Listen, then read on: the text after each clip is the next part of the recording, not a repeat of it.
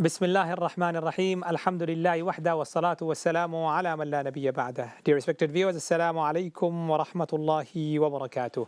Welcome to another episode of Ask Eman, broadcasted live from the studio of Eman channel, watched on Sky 757. To all of those that have joined with us through our social media platform, that is Facebook page, we welcome you to this program. And inshallah, the repeat of this very show will be aired sometime next week. And you can also find us on our Facebook page and later on our YouTube channel. Joining me tonight is none other than Shaykh Wasim Kempson. Assalamu alaikum. Wa alaikum salam wa rahmatullahi wa barakatuh. Thank you very much for giving us your valuable time. Jazakallah khair. My dear viewers, before we move on to our main discussion, I would like to give you a reminder, as it's a live interactive program where you can call in directly using the telephone number appearing at the bottom of your TV screen. But for your kind reference, it's 0203 515 0769. You can text us on WhatsApp on 0742 239 8833. Alternatively, you can email us at askeman@emanchannel.tv. And if you would like to leave us a message on our social media platform, that is on Facebook page, then please feel free to do that. And if time allows, we'll be accommodating all of those questions, inshallah, on air. Now, Sheikh, before we move on, I've got already a lot of questions coming through, but there is a very important topic that I have to discuss. We have seen yesterday's announcement, and literally it's a virtual kind of lockdown. However, I still have noticed, and from reliable sources I've been told, Muslim populated area, including East London, people are not seen to be taking the advice seriously. They're still congregating in numbers, and I was also informed that if a police had to intervene to break the big gatherings or disperse the big gatherings. Now, as Muslim, what is it that why are we not taking it seriously? We understand the issue of tawakkul, but still we also have to take precaution. So why are we failing? Bismillah ar-Rahman ar-Rahim. Alhamdulillahi Rabbil Alameen. Wa sallallahu wa sallam wa baraka ala nabiyyina Muhammadin wa ala alihi wa sahbihi ajma'in. All praise belongs to Allah. And may the peace and blessings of Allah Jalla wa ala be upon his final messenger Muhammad sallallahu alayhi wa alihi wa sallam. Assalamu alaikum wa rahmatullahi wa barakatuh. Sisters and the viewers at home. Now, it's because the newsreel is moving so quickly. You feel like that, especially on social media, that you can say something, and then in half an hour, it's no longer relevant because the situation has changed so drastically. The advice that was given, not even a week ago, something that was maybe said 2 days ago is now not necessarily relevant, and there are things which are said maybe earlier in the day which are not relevant. Because the situation has changed drastically. However, there are certain things that have not changed, and you are quite right. And I appreciate, to be honest with you, with the approach. And it is an approach that it is almost, if I can say, an Islamic approach in how to deal with people. In that you want the people to make that decision themselves before something is imposed upon you. And this is very much an Islamic approach in teaching people and educating people, that before something becomes an obligation upon you, then allow yourselves to make that choice yourselves in a way which is comfortable for you, as opposed to something being made incumbent upon you. Then you feel uncomfortable, and then you start to complain, and you start to struggle with the situation. We are given a number of opportunities, alhamdulillah, bifadlillah, to be made aware of the dangers of the situation. Now, the danger, clear and present danger, may not be to every single person that exists, but there are numbers of members of our community who face a very, very, very stark and clear and present danger to their health because of the virus. Just because you think that you are healthy and that it may not affect you, you are part of the solution. Because, as it has been proven medically, that you may be a carrier. And if you are not behaving correctly, everybody else is facing the same kind of danger that you carry. So we are as strong as our weakest link, if we can say this statement. We are as strong as our weakest link. We may have 10 people, 9 people behaving correctly, mashallah, but one of them is misbehaving. This will cause a problem for everybody else. So it's almost like a waste of time that 9 people are trying their very best to sort out a situation. When you have one individual who's not paying attention to the rules, then impacts all other 9 people. And how important it is, of the utmost importance, that every member of the community listens to the advice that is given to them by the government as it stands at the moment, to self-isolate if you are feeling any symptoms and so on and so forth, to keep a social distance of, whatever, 6 feet or 2 meters from one another, only leave the home for the reasons that are given out. Then bi'idhnillahi ta'ala, we will maybe to make some inroads in improving the situation. Hearing that people are still gathering and the police have to get involved in these situations is very, very sad. The news reel on the social media about Muslims are dying. People are dying because of this situation. When is it going to hit people? When maybe it hits their own family member, and then they may wake up. So we ask Allah subhanahu wa ta'ala to rectify our situation and make it easy. Ameen. Now, there's another aspect of Aqidah here. Some people, when we see on the news, stay home means that we'll stay alive. In terms of Aqidah, stay home means, does it mean that we're taking preventative and precaution, and at the end of the day, it all lies in the hands of Allah? Or some people may have thinking that, okay, stay home means basically, I will be safe from dying. Okay. So, having trust, having reliance, and depending on Allah subhanahu wa ta'ala is one of the most important acts of worship that we offer to Allah subhanahu wa ta'ala, the relationship we have with Allah subhanahu wa ta'ala. However, there is, and there must be, a correct understanding concerning this. Depending and trusting in Allah subhanahu wa ta'ala بِأَخْذِ الْأَسْبَابِ, by taking the necessary means to ensure that you are showing that you truly depend on Allah subhanahu wa ta'ala and what Allah subhanahu wa ta'ala has facilitated for you. So, whenever in the past you became ill, quite severely ill, did the person just go to their home and not go to the doctor? No, you went to the doctor because you know that Allah subhanahu wa ta'ala can make that a source or a means of cure. In a situation like this, where people are going through trials and tribulations and people are dying and so on and so forth, putting trust in Allah subhanahu wa ta'ala means that you will take the necessary steps to ensure, bi'idhnillah, that you are not affected and you will not affect other people. So by staying in your homes, I mean, it's almost, we're talking in a surreal situation. It is almost that the reality of the situation has not impacted the minds of people. It's almost, I don't know if they've been watching too many films or too many series, that something is taken very, very lightly. Okay, that somehow you're going to be okay. You don't know what is going to happen. So therefore, trust in Allah subhanahu wa ta'ala means that you take the necessary means to ensure that, as I mentioned, we are as strong as our weakest link. I wasn't planning to say something like that, but I think it's very, very apt in what we're talking about at the moment. We can have 10 people. If one person is not pulling their side of the situation, it's almost all the good work of the 9 people is not really achieving what it wants to achieve. Every single member of the community, every single, without exception, needs to pull their weight. And this means putting your trust in Allah subhanahu wa ta'ala and following the advice, which is a means, inshallah ta'ala, in rectifying the situation. Jazakallah khair. Hope it's clear, and if you do have any questions, please feel free to call into the studio or drop us a text via WhatsApp. Now moving on swiftly to our first caller. Let's see who's on the line. Assalamu alaikum. Assalamu alaikum. Assalamu alaikum. Wa alaikum assalam wa rahmatullah. Yes, your question please.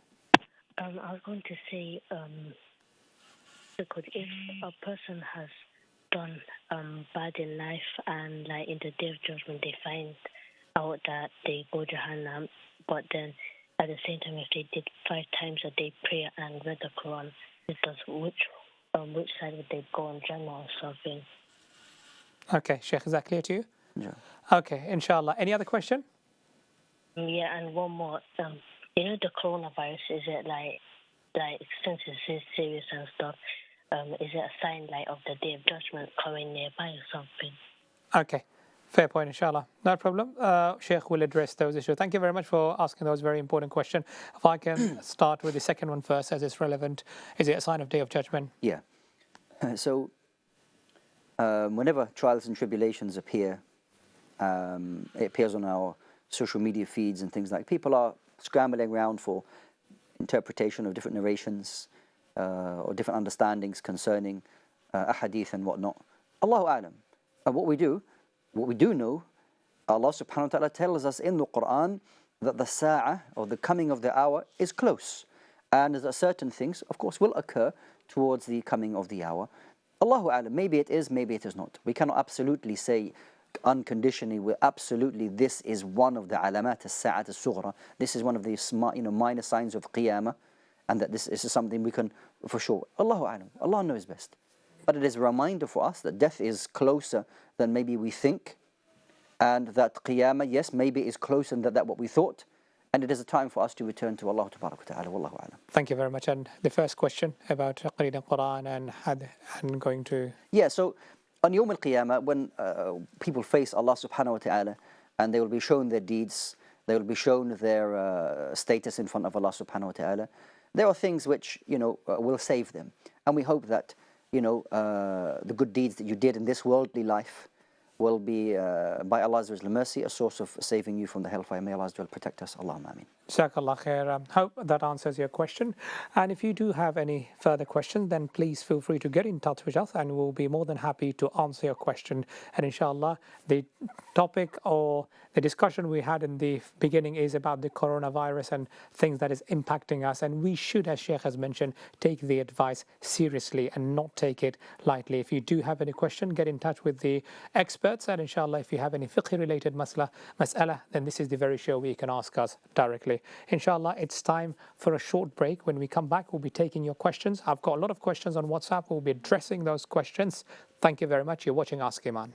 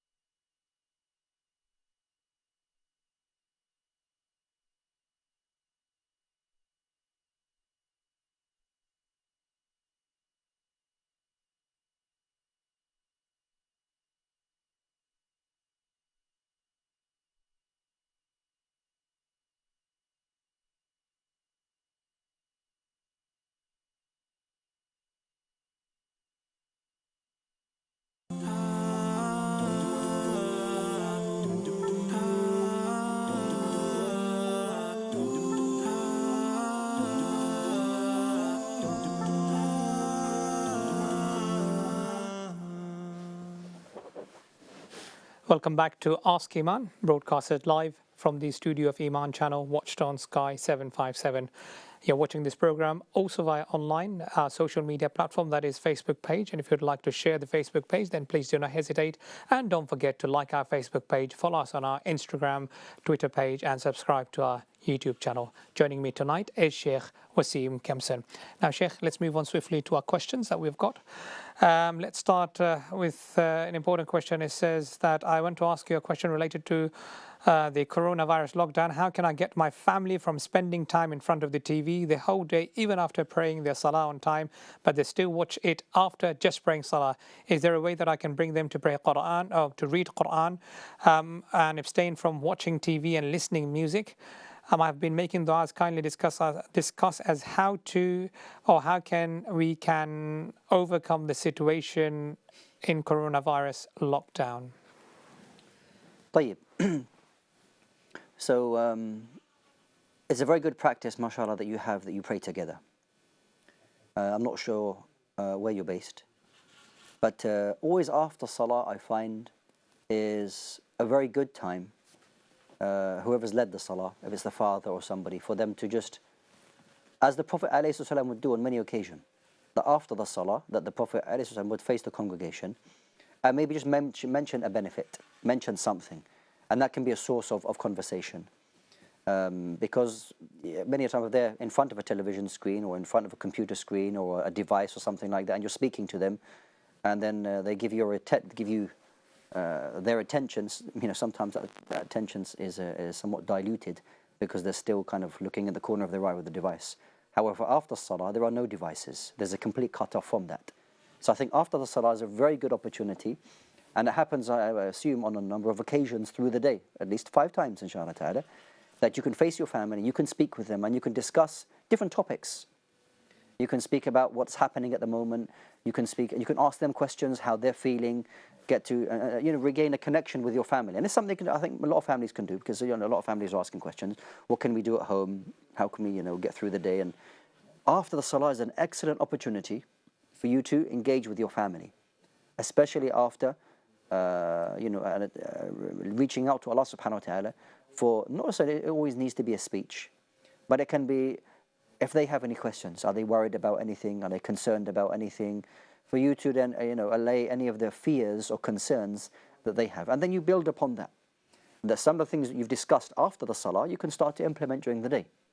So you may ask, what can we do during the day to benefit from our time, and you can take it from here. As for like just complete shutdown, no TV, no devices, no computer, there may be kind of a rebellion towards that, and they may not. You want to kind of go together be on the same page with regards to these family matters. So maybe after salah is a good time for you to take things forward. Wallahu a'lam. Jazakallah khair. Now moving on, the next question is all the way from a brother in Bahrain. He says, if my mother died as a non-Muslim, can I pray for her? No. So Allah subhanahu wa ta'ala mentions in Surah At-Tawbah, which is chapter number 9, verse 113. And the translation or the meaning of the verse is that it is not befitting for the believers that they seek forgiveness for those who passed away after it has been made clear that they disbelieved in Allah subhanahu wa ta'ala. So it's not permitted for us, after a person passes away and we know them to die upon other than Islam, we're not permitted to ask Allah subhanahu wa ta'ala to have mercy or to make dua for them in any way, shape or form. That their affair now is with Allah subhanahu wa ta'ala, okay? So we ask Allah Azza wa Jal to make it easy for you, brother. And anyone who has, or if it has happened or has not happened, if it hasn't happened, there's a great opportunity for you to make dua or to give da'wah to your family, that Allah Azza wa Jal will guide them. But if they have passed on, then we ask Allah Azza wa Jal to make it easy for you.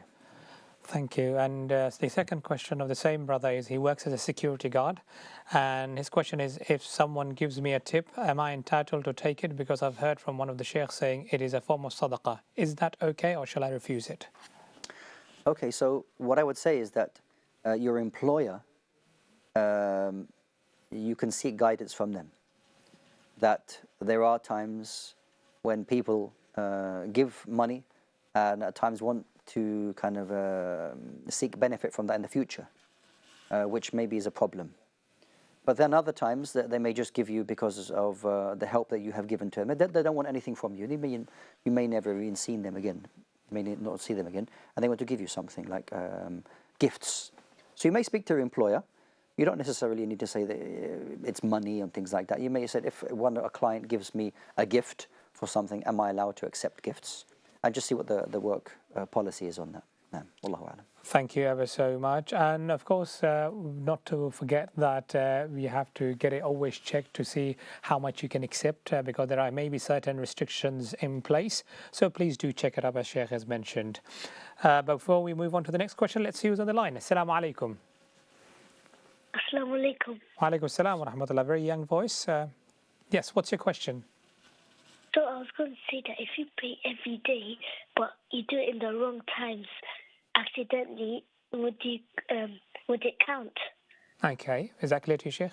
So when you say wrong time, what do you mean? Praying before the time has come, for example, praying Asr Salah at Zuhr time? Like 15 minutes later or 10. So early, do you mean before the time of the prayer started? Yes. Okay, fair point. How old are you? 10. 10. And have you asked your parents' permission to call into the show? Yeah. Thank you very much. Thank you ever so much for that. Very important question, and we must appreciate a young age is concerned about it. How would you address it?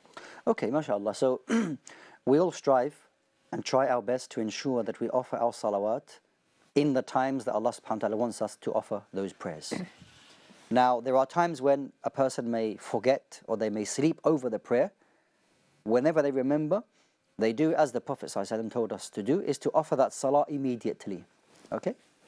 Now, if a person accidentally offered it earlier, and then they came to know after, then that will go down as a nafilah. That goes down as a voluntary prayer for you, but you would have to then offer the prayer that was not prayed in its time. So if I prayed Salatul Dhuhr, which I thought was Dhuhr, and the adhan was 15 minutes yet to come, so I prayed it 15 minutes early, that prayer that I prayed is nafilah for you, but I would be required then to pray Salatul Dhuhr, 4 rak'at, again, whatever time of the day that is, so that you can offer that prayer in its time. And Allah inshallah ta'ala will accept that from you. And just to clarify, what's the meaning of nafilah? Nafilah is a voluntary prayer. Nafilah is a voluntary prayer that you offer as an extra deed, inshallah. Thank you ever so much. Hope that answer is clear to you. And thank you ever so much for calling into the studio and asking such a relevant and important question, inshallah. May Allah make you successful in both the worlds. I mean, moving on to the next caller. Let's see who's on the line. Assalamu alaikum. Assalamu alaikum. Wa alaikum salam. Yes, please ask. What's your question? I have a question about Salah. Sometimes I pray with my daughters. They are 13 years old, and I'm wondering if I'm praying with them, because I say Iqama in the silent, I don't have to say it loud. So can they also say Iqama, and also can they recite Fatiha, and after Fatiha another surah? Okay, Shaykh, is that clear to you? Okay, it's very clear to us. Thank you ever so much. Shaykh, if you can answer. Okay, with regards to the adhan and iqama, then this is not something which is legislated for the woman to do. However, if she does the iqama, then there's no haraj, there's no sin. If she does the iqama, she does the iqama. There's no need for anybody else to do the iqama if you're praying in one jama'ah. So if you, as the mother, and you have two daughters who are going to pray with you, or one daughter, there's only need for one person who's going to make the iqama, and that's it. The other person doesn't make the iqama as well, okay? But the origin is that there's no need for you to make the iqama in the first place. The second issue is that when you are praying as a jama'ah, as a congregation together, then if you're praying quietly, as you will usually, that you recite Al-Fatiha, and your young daughter will recite in her salah as well, Al-Fatiha. And if she wants to recite another surah after that, then this is good to do in the first two rak'ah of any 3 or 4 rak'ah prayer. Wallahu a'lam. Thank you ever so much. Moving on to the next question. It's about beard, and it's been asked, is it haram to clean shave, or even if it's haram to even trim your beard? Okay, so trimming the beard, in principle, inshallah ta'ala, is permissible. If the person wants to shape it somewhat, then with some guidelines, then this is permissible. Shaving it is haram, though. This goes against the clear many narrations that the Prophet ﷺ said to leave the beard, to grow the beard, and it's different. In fact, there's about 5 or 6 different narrations with different words saying that you should leave the beard, grow the beard, look after your beard, and things like that. So it is not allowed to shave the beard, but to trim it somewhat is permissible. Wallahu ta'ala. Just to clarify, some people might say using the word haram for shaving the beard might be a little bit strict. Well, I can only give you what are the rulings that we find within the Sharia, that I don't make halal or haram, that it is what we find in the Quran and the Sunnah. The fact that the Prophet ﷺ said, commanded to grow the beard, which clearly states that if we go against the command of the Prophet ﷺ, that we're prohibited from doing that. And if we want to put that into Arabic, then the word is haram. So this is how we understand the text. If the Prophet ﷺ commands us to do something, then we are obliged to follow that. And if we disobey that, then we have fallen into a sin, we have fallen into haram, and Allah knows best. Thank you ever so much. Now moving on, it's again time for another break. But before we go, please feel free to call into the studio directly. The telephone number is at the bottom of your TV screen. You can leave us your text message via WhatsApp. You can email us or even leave us a message on our social media platform. Don't forget to like our Facebook page, follow our Twitter handle, subscribe to our YouTube channel and Instagram page. Inshallah, we'll be right back in a few moments. Do stay tuned with us. You're watching Ask Eman. Thank you very much.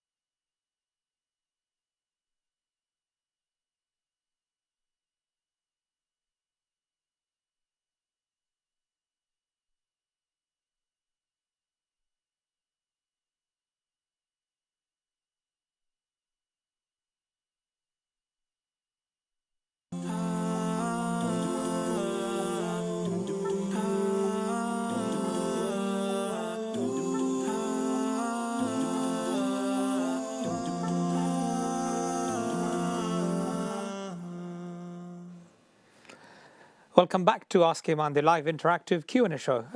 Joining me tonight is Shaykh Wasim Kempson. And if you have any question that you would like to ask us directly, then call in to the telephone number is 0203 515 0769. Alternatively, you can drop us a text on WhatsApp. And the telephone number or the mobile number again is 0742 239 8833. All the necessary details are appearing at the bottom of your TV screen, and we are also live on the social media platform, i.e. that is on our Facebook page. So please don't forget to like our Facebook page, follow our Twitter handle, subscribe to our YouTube channel and the Instagram page. Moving on swiftly, Sheikh, to the next question on WhatsApp, and that is, I am a Muslim woman. I pray every day, but I do not know how to read Quran. Should I continue? So Allah subhanahu wa ta'ala has obligated upon us the 5 daily prayers. And if you're a person who has yet or hasn't learnt how to read the Quran while in your prayer, that during this time, inshallah ta'ala, while you are learning, then it is permitted for you to say statements like Subhanallah, Alhamdulillah, La ilaha illallah, in the movements. So you have the movements like you're standing and then you're bowing and you come up and you go down into sujood. Then you can make phrases like Subhanallah or Alhamdulillah, whatever's easier for you. And you can continue doing this bi'idhnillahi ta'ala until you have learned what is to be said in the prayer. And Allah subhanahu wa ta'ala will accept that from you bi'idhnillahi ta'ala. Allah Azza wa Jalla knows your situation and knows that you are striving and doing your very best, inshallah ta'ala. But it's very important that you offer your 5 daily prayers, inshallah ta'ala. Thank you very much. The next question. Does a Muslim have to forgive another Muslim if they did something very bad and haram, even if this person is a relative? So if somebody has wronged you, it is not an obligation for you to forgive them. However, forgiving them is far greater in reward. Even though the person may say that I will get my haqq, I will get my right on Yawm al-Qiyamah, and I will not forgive that person, they hurt me very much. And they think that that benefit or the reward or however they were wronged, they will collect on Yawm al-Qiyamah. You should know that the reward that you will receive bi'idhnillah ta'ala for forgiving that person will be far greater than the haqq that you believe you will receive on Yawm al-Qiyamah. Even more so if they're your family member. Because Allah subhanahu wa ta'ala commands us to uphold the ties of kinship regardless of who that individual is. So I would say to you, you should forgive that person, even though it may take a bit of time for you to get over. But know that inshallah ta'ala the reward that you will receive bi'idhnillah ta'ala is far greater than that what you think you will receive with regards to your right. And Allah Azza wa Jalla knows best. Thank you very much. And just to clarify, because the person has asked or you've mentioned very bad and haram. Now, we live in a country where it's a law of land. If someone has broken the law, how would you respond? If they broke the law, I can't comment, but if it's a police matter, then you have the right to take it to the authorities. And if it's something that you can resolve between yourselves, and you have the right to do that, then maybe that's preferable to do, because it's not an obligation for you to take it to the authorities. But if it's something which you're required to take to the authorities, then of course you don't have the choice in doing that. Thank you very much. And just a point I'd like to mention, as Shaykh has mentioned, it's just a general guidance. If there is any specific thing that you'd like to ask, then please get in touch with a qualified person, one-to-one conversation, and then they can point out to you to the right direction. Moving on swiftly to our next question. And that is, when performing wudu, can I say Bismillah and the Shahada in the toilet? Okay. So it is a common question, and the bathrooms that we have, the toilets that we have, sometimes they're singular with a toilet alone, sometimes they're joined with an actual toilet itself, azakumullah, and also a place to shower. I would say that it is better for you to refrain from mentioning the name of Allah subhanahu wa ta'ala in the bathroom itself. The mentioning of the basmalah before the wudu is something which is sunnah, that's not an obligation for you to do. And if you were to mention it in your heart, it is sufficient for you to do that. And after you finish your wudu, once you left the area, then you can make that dua, which is recommended for you to do after completing wudu outside of the bathroom. Wallahu a'lam. Thank you. Moving on. Next question is, if my mahram don't play the role that they should be in my life, and I have boys always trying to get to me either as friends or more than friends, however, I never agree. Do I have a sin for giving them a reply telling them no? Also, do my mahram and mother have the right to stop me from wearing niqab due to this situation? So, in Islam, we have, from a woman's point of view, that is, there's many maharim. Your brother is your mahram, your uncle is your mahram, your father is your mahram, your son could be your mahram as well. So if you're talking about your father, okay, then it is important that we address our parents in the very best way. And secondly, that if your father has a responsibility, then you may want to make it known to him how you may be being approached by certain individuals and that you are not happy with this. If you desire and you have an interest in getting married, then speak with your parents and try to find out the best solution in how you can get married. You have full right to tell people where to go if you're not interested in speaking with them, if it means blocking them or speaking to them in very, very clear terms that please do not speak to me about this issue, I'm not interested, okay? There's no sin upon you making that very clear to them. As with regards to the niqab, then I would say that it's a very sensitive issue, and your parents may see this as a form of rebellion in you wearing the niqab and going against their what they want from you in Islam. What I would say is that maybe if you can speak with them and try to explain to them in the very best way why you want to wear it, and maybe they have some misunderstandings as what the niqab actually represents. Try to explain to them in the very best way that this is something that the wives of Rasulullah sallallahu alaihi wasallam used to wear. It's not something strange, and that this is a means for you to get close to Allah subhanahu wa ta'ala. That while you're on your home, you're not going to wear it, but outside, as long as it doesn't pose any danger to you while wearing it, then you would like to wear it. So try to open up a dialogue with your parents to explain to them why you want to wear it, inshallah. Thank you very much. And a very key word that the Shaykh has mentioned, opening up the dialogue with the parents. Let us sit together and have the free and frank discussion. Moving on swiftly to the next question. I understand that the soul leaves when the body dies, but when the trumpet is blown, does the soul die at that time? Right. So we know that the trumpet will be blown, and this is mentioned in Surah Al-Zumar, where the angel will be commanded to blow the first blowing of the trumpet, which will cause everybody who is alive on earth to die. Okay, it doesn't kill the souls or destroy the souls of those who have previously passed.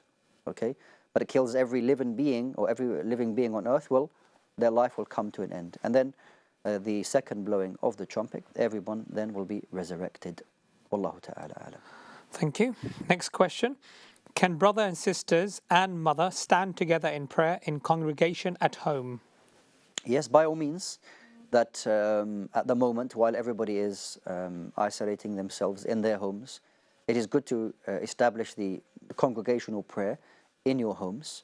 And if there are the father and his sister and his mother there, then the brother will pray at the front, and then his sister and mother will pray slightly behind them. Okay, it doesn't have to be directly in line behind them, because it depends on the shape of your room and whatnot. Even if it means that they're just to his right, for example, maybe just slightly behind them, that is also absolutely no problem, inshallah ta'ala. So this is where you can establish the jama'ah in your homes, inshallah. Thank you very much. Next question, again related to that, that's why let me ask this again. When husband and wife doing a jama'ah at home, does the wife do the iqamah, or is it up to the husband to do the iqamah as he is leading the salah? No. So it is upon the man to make the iqamah. Even though he's leading the prayer, he will make and it's good to make the adhan in the house as well. Adhan and then the iqamah, and then he will lead the salah.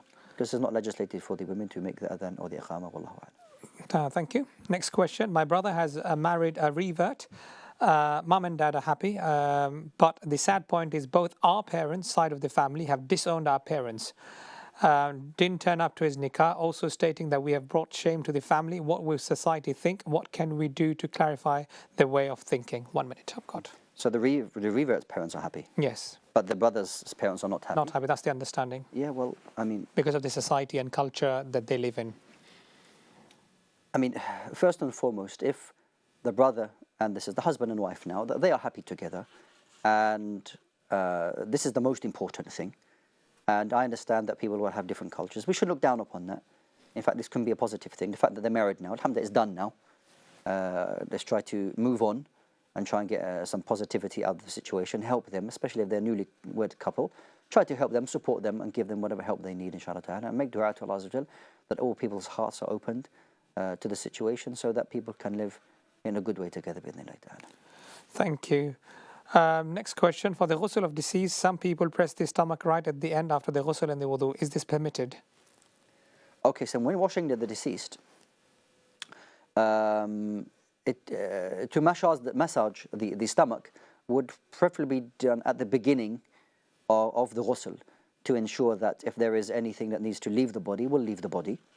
And then after that is done, then the wudu for the ghusl, which is performed in the ghusl, is done after the massaging of the stomach. Allahu A'lam. Thank you ever so much. We've got a lot more questions to answer, but it's again time for another break. Before we move on, please don't forget to call us directly live into the studio by using the telephone number appearing at the bottom of your TV screen, or you can even text us via WhatsApp on the mobile number again that is also appearing on the television screen. Don't forget to like us, our Facebook page, follow us on our Instagram page, Twitter page, and not to forget to subscribe our YouTube channel. Inshallah, we'll be right back in a few moments. Do stay tuned. You're watching Ask Eman. Thank you very much.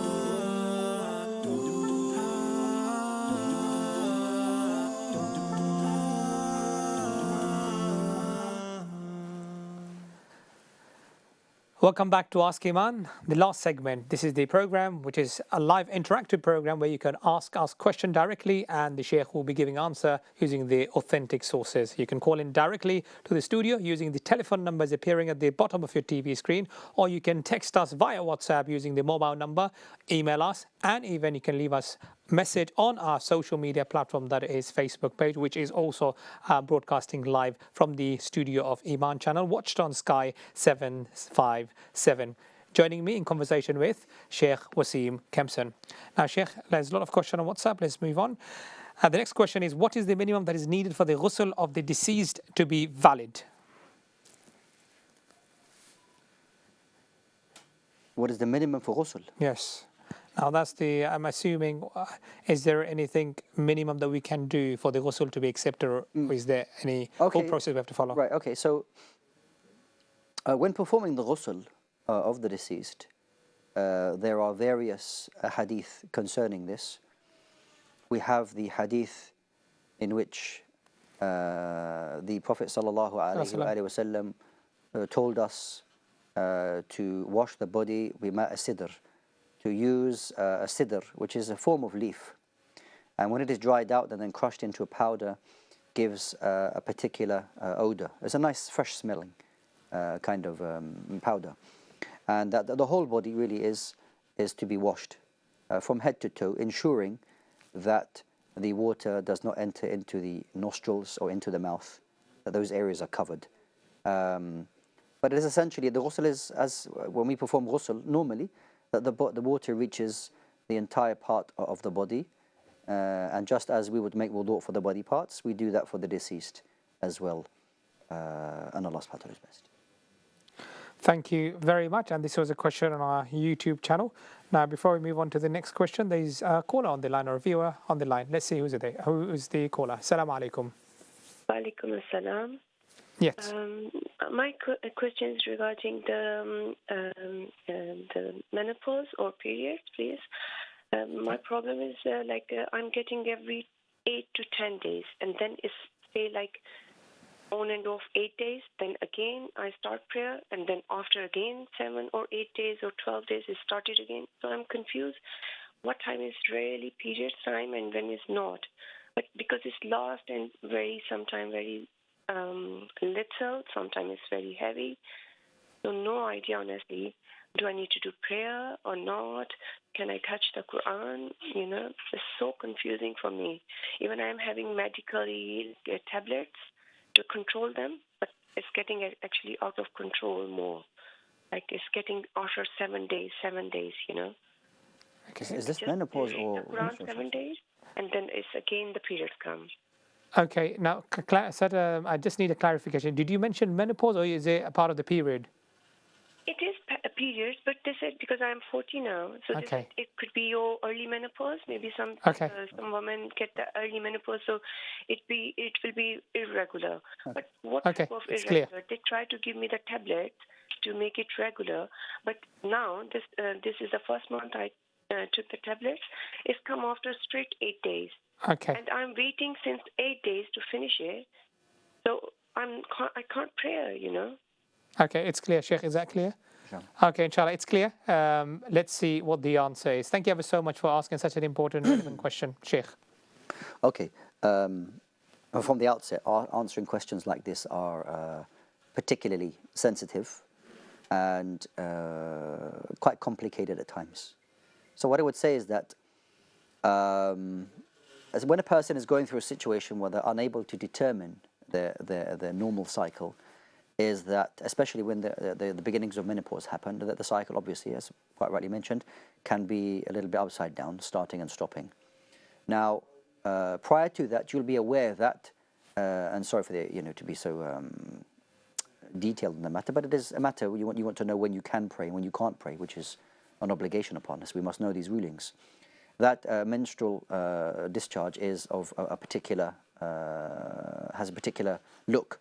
And if you know that this is the menstrual discharge, then at this time you will stop praying, bearing in mind that your cycle is not going to be the way it was before, because you're going through a sequence where now eventually it just may stop completely. So if you're able to determine at the times when it is a menstrual discharge, you will not pray during this time. It also may be a situation where you have just irregular bleeding, and it can happen. And this is known that it is a bright red blood, and it doesn't look like menstrual blood at all. So during those times, you will pray. Okay, so if it's just like a bright you have like there's no discharge at all, you consider yourself pure, and then out of the blue there's just this bright red kind of blood discharge, then this would be, you consider this irregular bleeding, and you will pray during this time. So you make wudu before each salah if necessary, if there's a discharge. However, during the times when there is menstrual blood, then you will not pray during this time. It is allowed for you to recite Quran, I may say as a side point, at all times inshallah ta'ala. However, when you are on your menses, you're not permitted to touch the mushaf. If you have a barrier between yourself and the mushaf, like some gloves or something like that, then, or you want to recite from your hand, your phone device, then that's the solution for you as well. I hope that's clear, inshallah. Thank you ever so much. And because you've mentioned about the element of medical side, then please do seek medical advice as well, and see and get everything taken into consideration from a medical perspective, and take the necessary professional advice as well. Moving on to the next caller. Assalamu alaikum. Assalamu alaikum. Wa alaikum salam. Yeah, your question, please. Is it right that Hajj will take place this year because of the virus? Okay, thank you. Have you got a plan in place to go to Hajj? No, my mom and my dad have got plans. Okay, how old are you? I'm 13. 13, mashallah. And did you take your parents' permission to call into the studio? Yeah, like my mom can, yeah. My mom Thank told you. me to. Thank you ever so much. And such an important question. Let's see what the Shaykh says.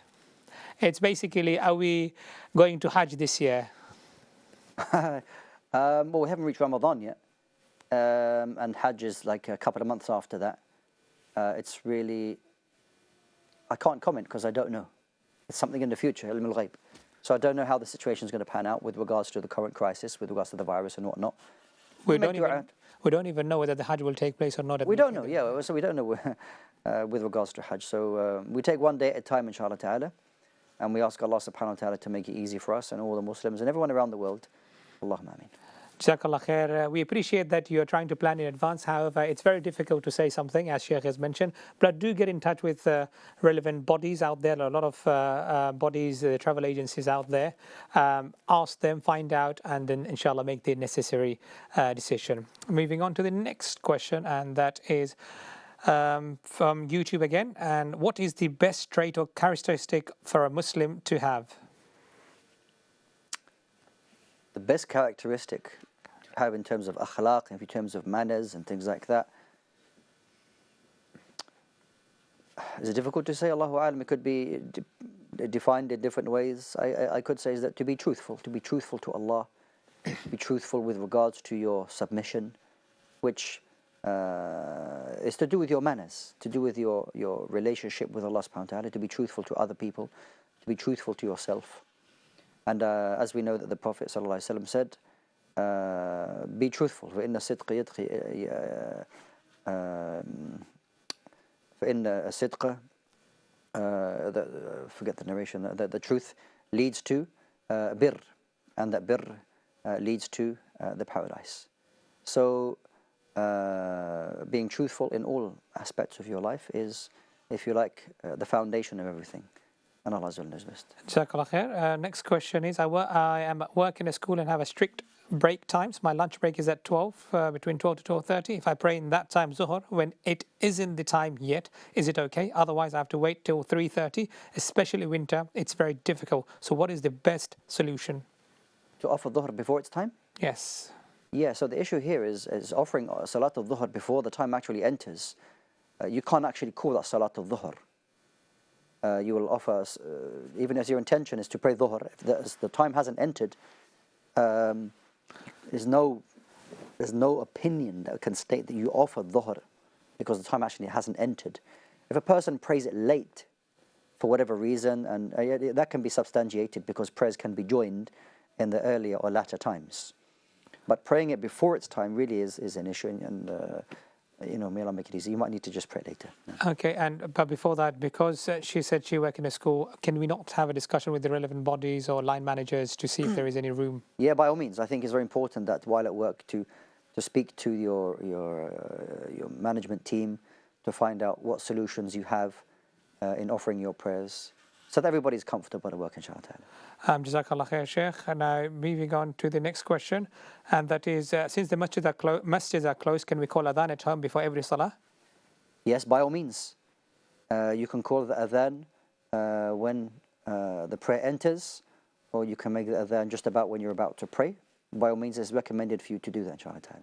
And final last question. As Ramadan is approaching, as an elderly person who has to go to work, I was wondering how would we go about fasting, taking into situation the current circumstances? Yeah, so the situation doesn't change the ruling as a fasting as such. If you're healthy enough to fast, then you fast. If your health is that you're not able to fast, then you make the days up at another time, inshallah. Jazakallah khair, Shaykh. Our time is up, and thank you ever so much for giving us your valuable time once again. Barakallahu feekum.